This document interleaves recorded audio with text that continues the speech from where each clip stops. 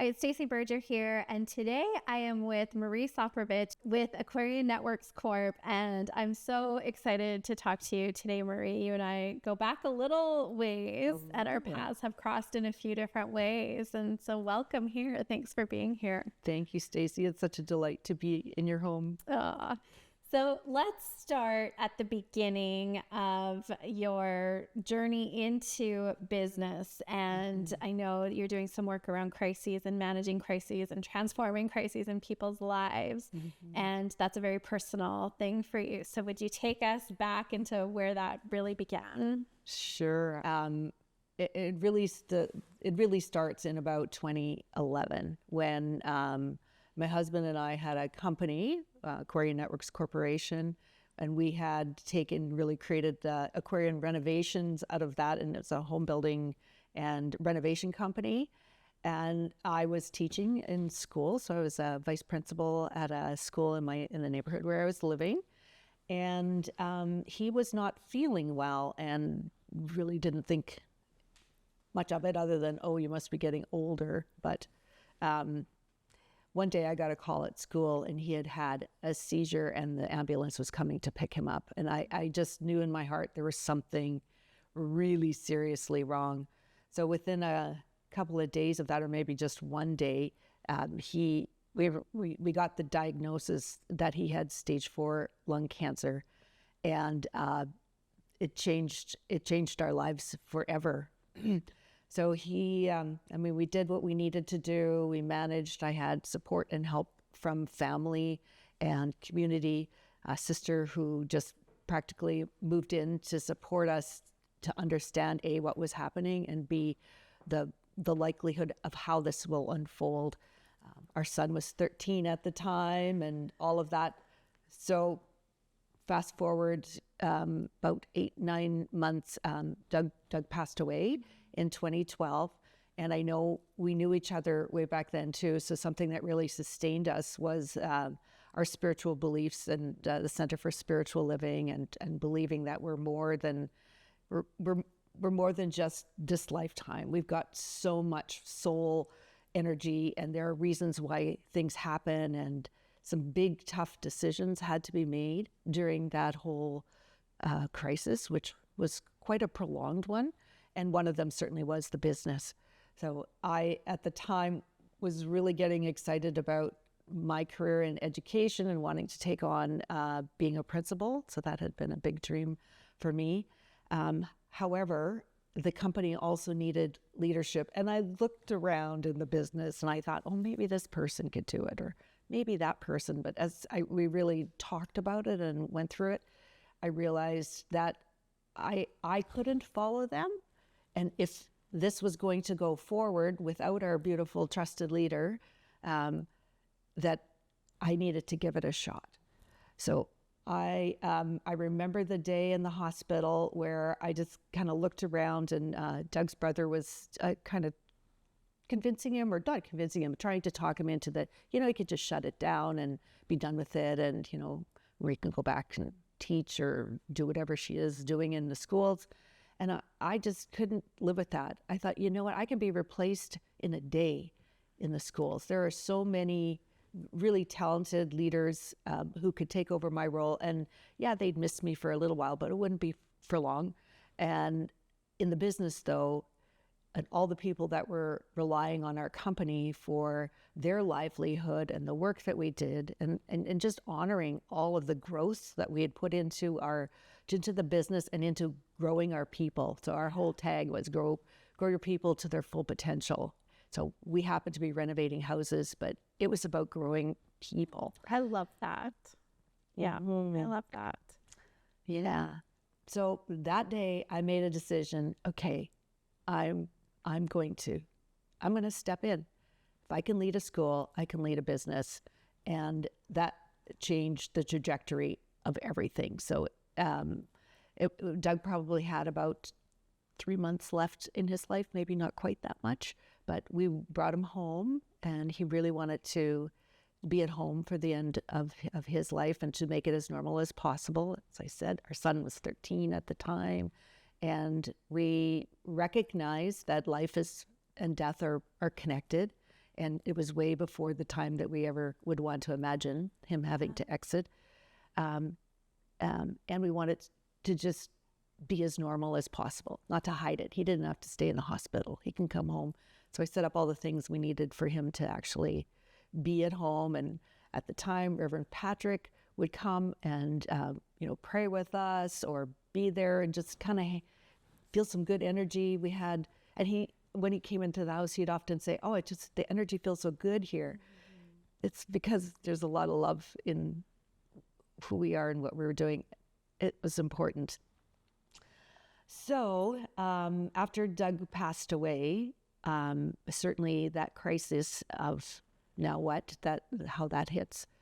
But very quickly went to the office and sat in the CEO's chair and said, okay, now how do I take what's happened to us, use that energy of the sadness and the grief and the, okay, what's next, and actually start building the business bigger and get to know. I ask myself questions like, okay, well, who are the people in the business community? I never played in that circle before. Where do they hang out?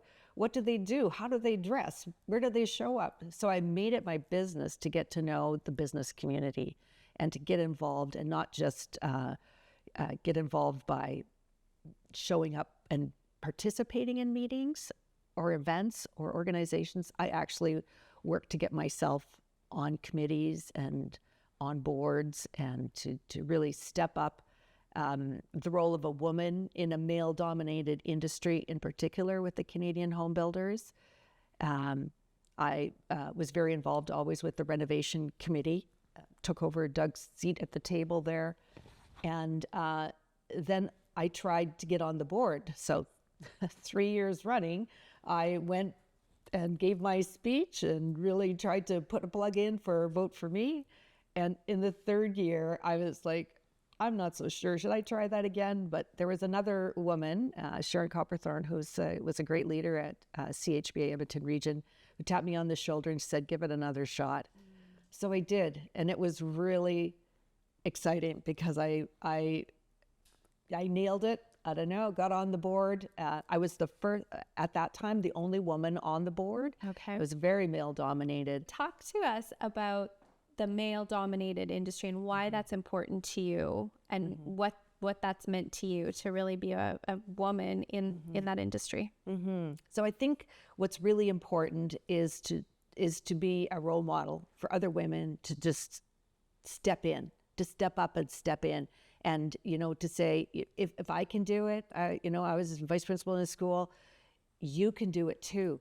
So it is about stepping up and not playing small. Bring our skills, trust ourselves, get some allies, find out who's your friend, and then just go for it, because we need to balance out the energy in not just in our corporations or our places of work, on our planet. We really need strong women, and we're seeing it out there in the world.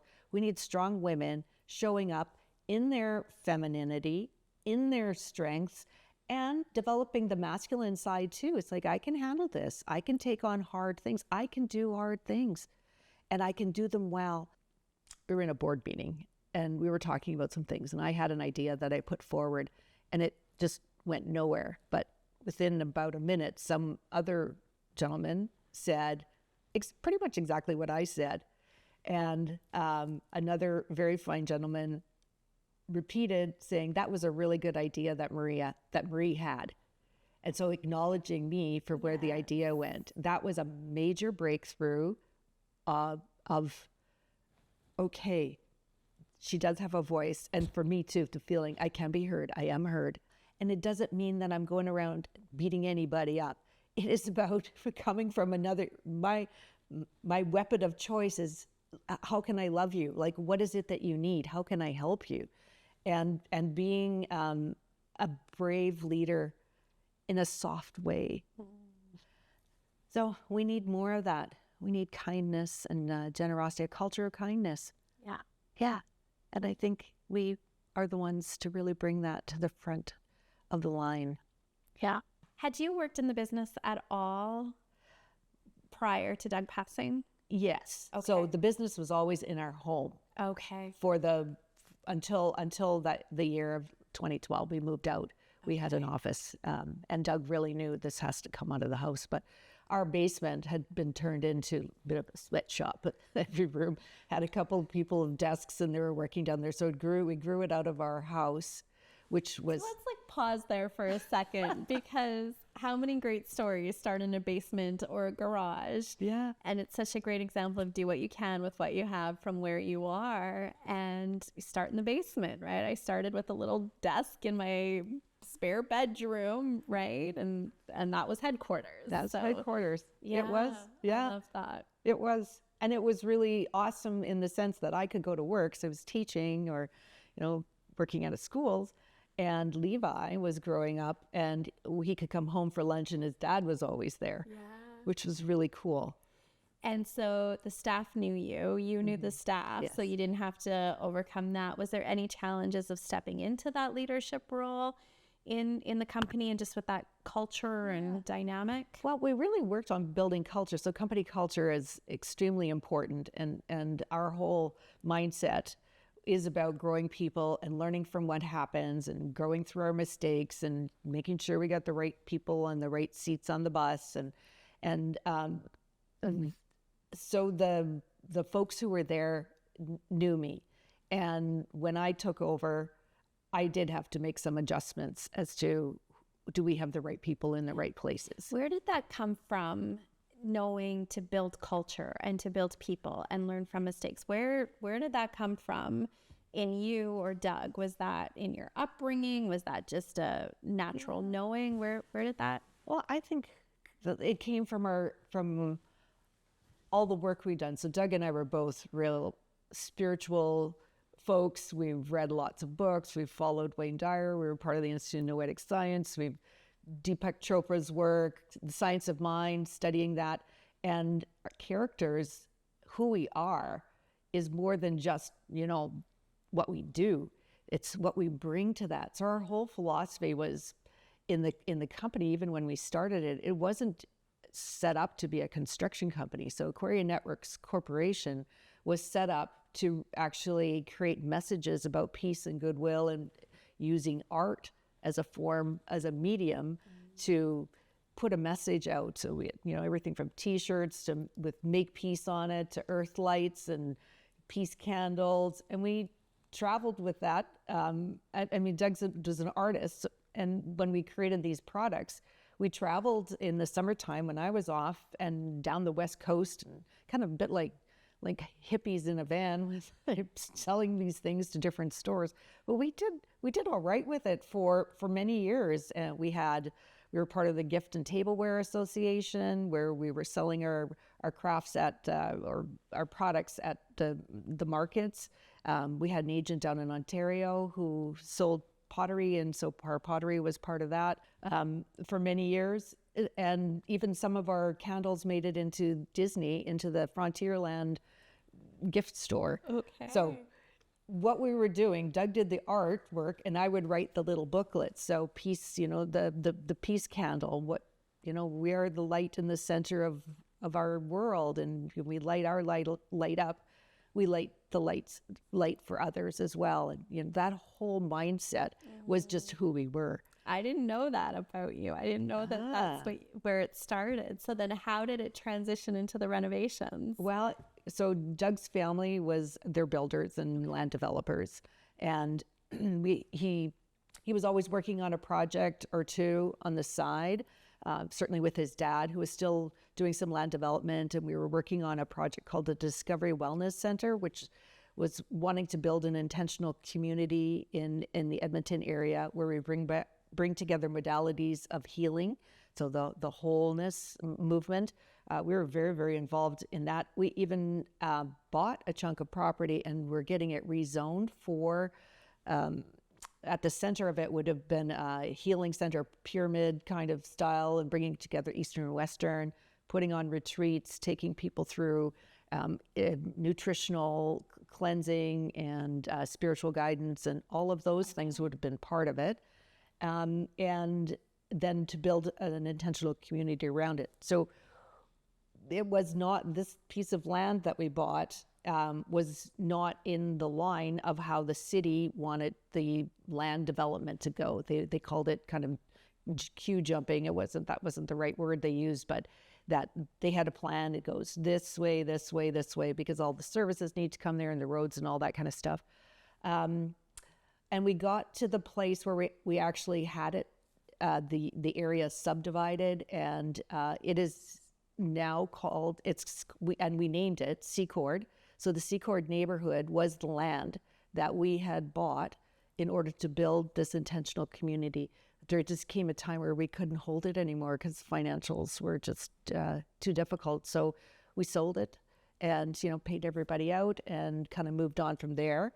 And then when I was pregnant with Levi in 98, we were making fountains and still doing the earth lights and all of that. And it's like, we're not making any money. We're going to need to do something different. And we had started buying and selling, flipping houses, and it was fun. So I'd go, take your tension out, go take your sledgehammer and renovate a bathroom and make things like that. And the knowledge that he had for that kind of work and the perfection, it became the art. So Aquarian renovations became the art of renovating. And, we'd always say, find a really ugly place in a beautiful neighborhood, and that's a target to go and make that beautiful again. To bring the artwork and the character and the love of what we do, we brought the art to the construction world. You had two core guiding principles around people and art, and it's so fascinating, right? Simon Sinek talks about start with why, and I think when you have that purpose, it doesn't matter if you're selling your wares, if you're doing consulting, if you're renovating, when you really have that purpose at the center of everything. Yeah. So powerful. Yeah, really was. Yeah. So it was bigger than what we were. Yeah. And one of the things Doug said when he got home from his initial diagnosis, and we had got some medication to calm the seizures and all of that, he said, all those books we've read, all those seminars we've gone to, all that work we've done, now the rubber hits the road. We have to walk our talk. We have to live this. So, yeah, it was a big, deep breath, and we had to face what was coming and to do it with grace and to be an example of what's possible in the face of knowing that this is a terminal illness. So we just saw this from the same point of view about that, and the courage that it takes to actually step forward and say, okay, this is what's coming. We can't hide. We know there are going to be some really tough days. How can we live this? How can we walk this talk with our heads up, with as much grace as we can muster, and for the greatest good of all involved? So beautiful, Marie. And that's what I've loved about you the whole time I've known you is the walking in integrity, right? It's one thing to read the books. It's one thing to memorize the quotes. It's another thing to live it and to live your life. And not easy. And I always say really easy to be grateful when things are going well. But like you said, when the rubber meets the road, who am I going to be in that moment? Yes. And I've just watched you live from that place all these years, which has been wonderful. And in business, in life, and it's not that everything is easy, right? And it's a choice. So well said. Yeah. Yes. So that's what I did with the company for many, many years. I really looked at what are the strengths that I bring to the business? What are the things that I can do? What were some of the transferable skills from being a teacher and leading a school, and what transferred over? I think some of the easiest things that transferred were understanding people, and that we can all come across the finish line, whatever that might look like. So looking for people's strengths. So what is this person really good at? What are their abilities? Do they really have their heart in what they're doing? And if not, sometimes this might not be the right place for you.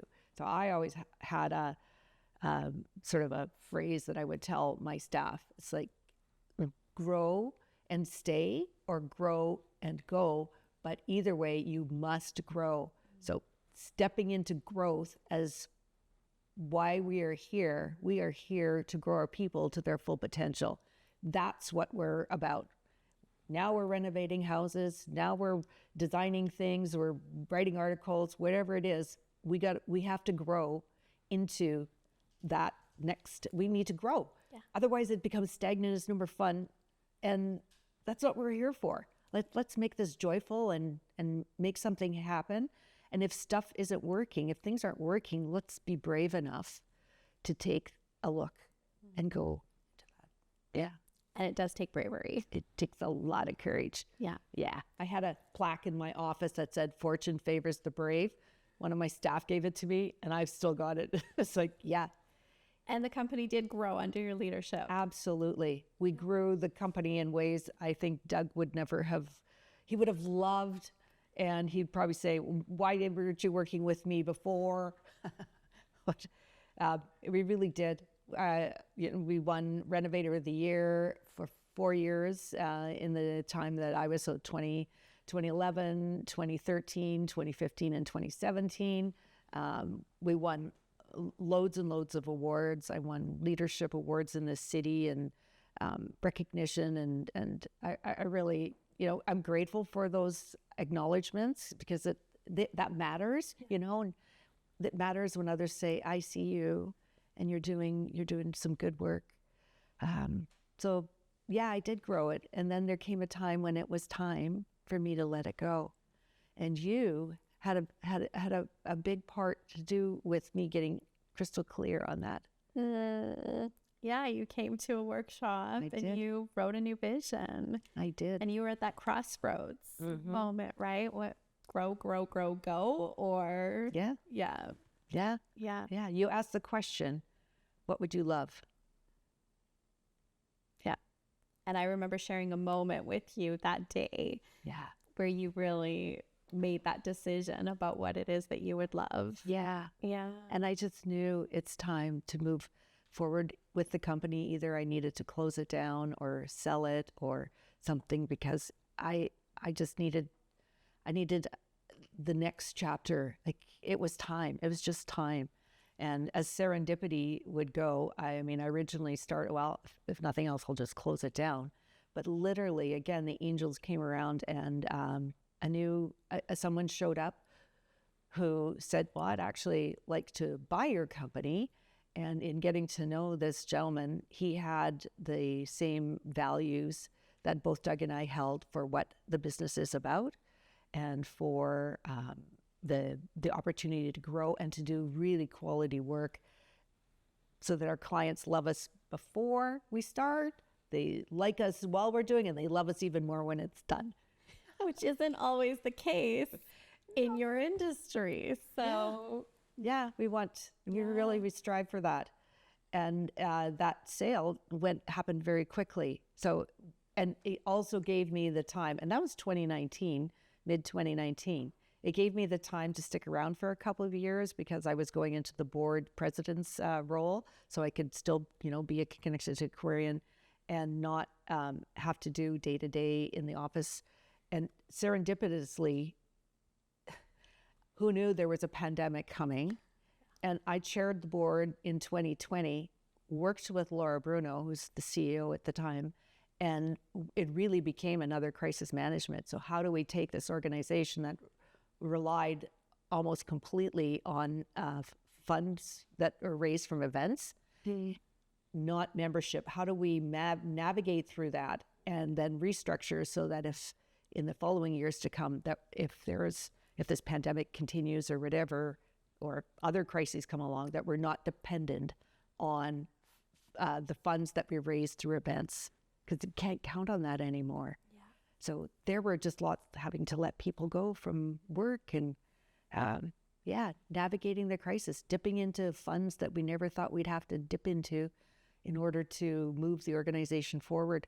So serendipitously, this crisis that I had, even there, it was time for me to move on, liberated a whole bunch of energy that I could devote to what's next. So those couple of years were really all about that. So I think something really important here is it's easy to look at somebody who's had the type of success that you've had and think they've never had challenges, they've never had crises, and to normalize that, that crises is part of the human experience. Yeah. And so you've learned some things around navigating it, and I would say transforming it to opportunity. So what would you say to the person who's maybe in the midst of facing that crisis? What are some of the key things that are important in those moments? I think one of the first things that's really important is being able to take the emotion aside for a while and just look at what's so.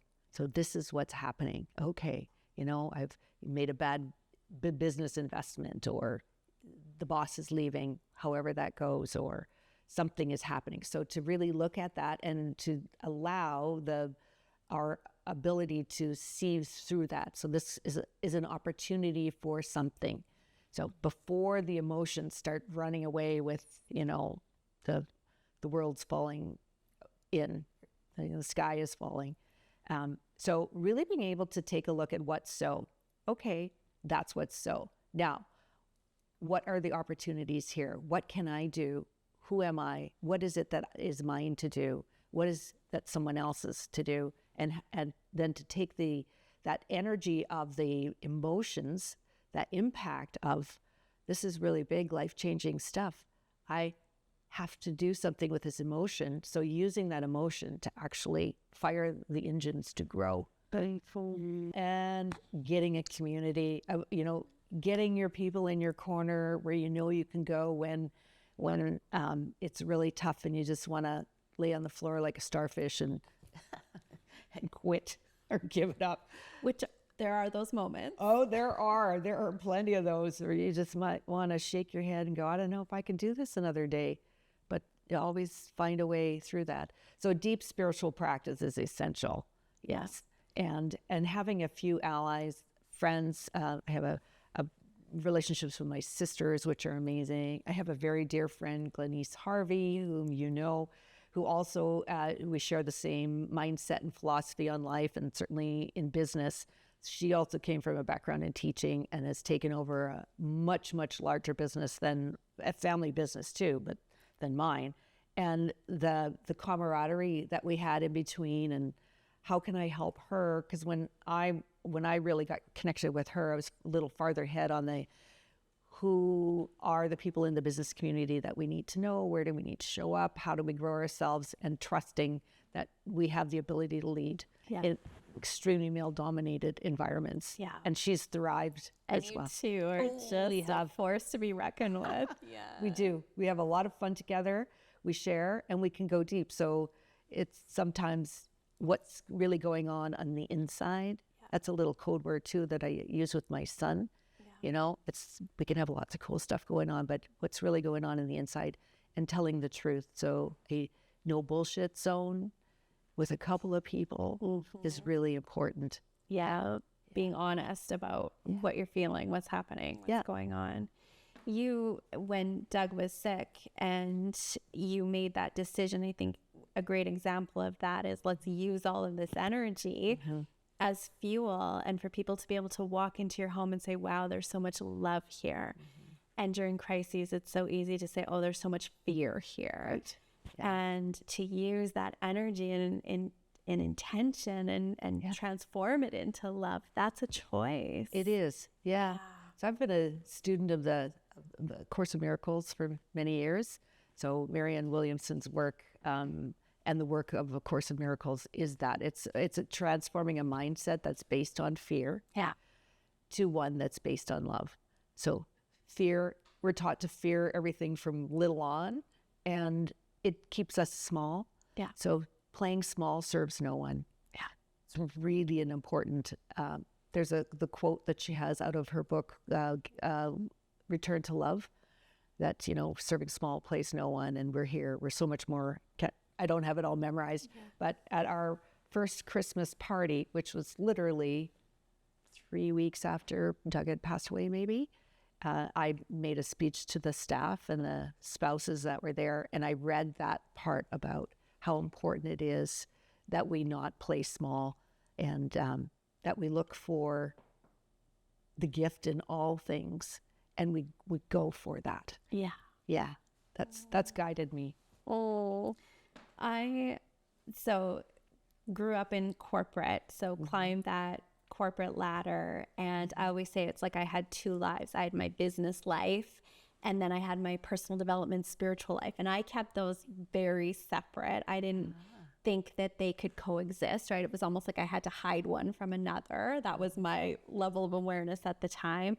I realize now I was successful in my corporate career because I had this going on. Yeah. But it was such a freedom when I left that and realized that I'm one person and I can live both all the time. And the more I live from both of those places and integrate them, the more freedom, really internal freedom that I felt. Yeah. And so I'm curious your perspective on, I mean, you're well-connected community member in the business community in Edmonton and beyond.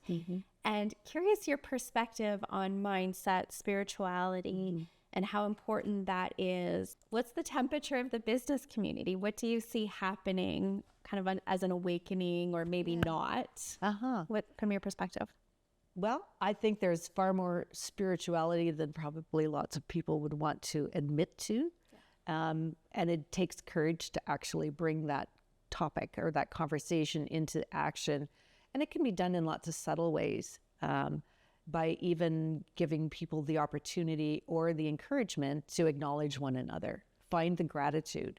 So whether you've got a weekly newsletter or whatever you send out to your staff or however, what are we grateful for? Gratitude is such a powerful healing force. It takes the hard stuff and it puts it in a place of what I'm really grateful for. And I think that's a really good start in the business community. I think the business community has,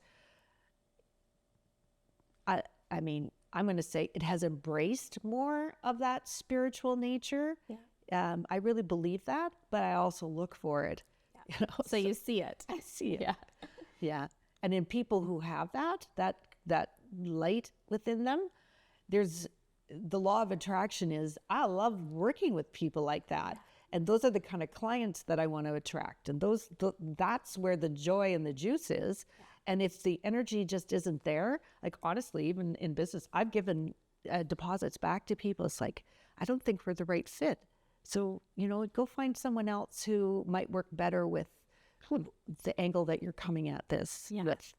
So measuring our own level of love and joy and appreciation and presence makes us better business people.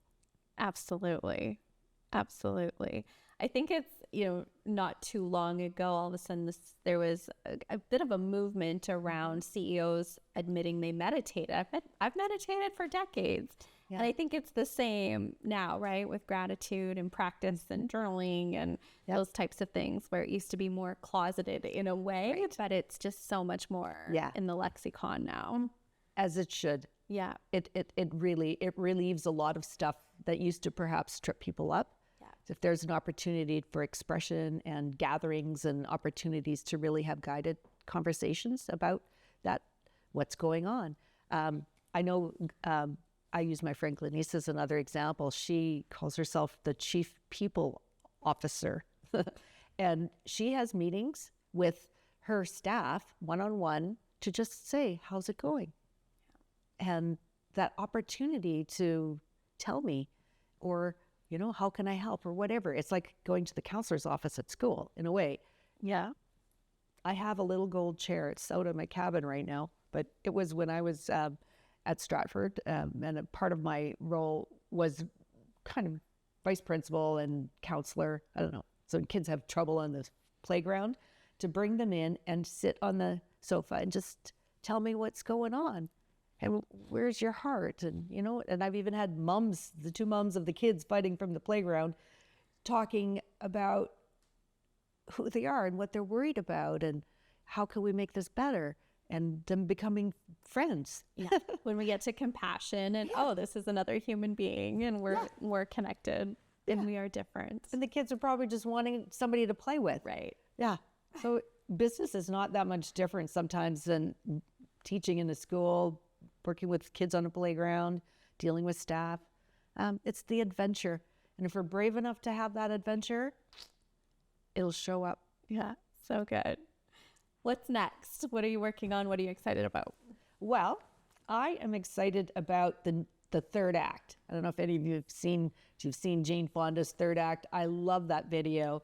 And, you know, as I get older, I think about how do I combine both the education portion of who I am, the love of writing, and the contribution, and the business of living and living well.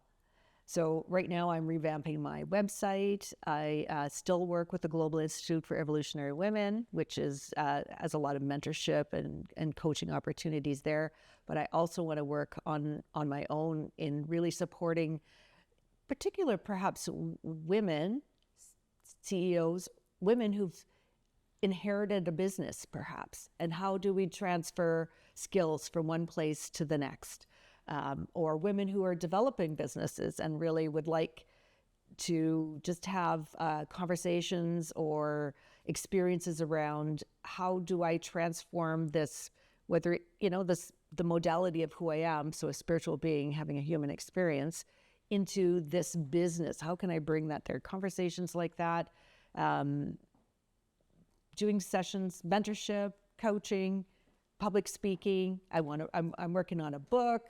I'm working on a blog, and it really is all about using the energy of a crisis to actually transform. So I am a transformation leader, just like you. Yeah, I love that. And you have so much to offer people. And I know that, yeah, you'll continue to grow in that way, right? Because that's what's important. It is. So wish me luck. I might be tapping on your door and saying, Stacey, what do you think? Yeah, absolutely. Yeah. We've got to support each other. Absolutely. You bet.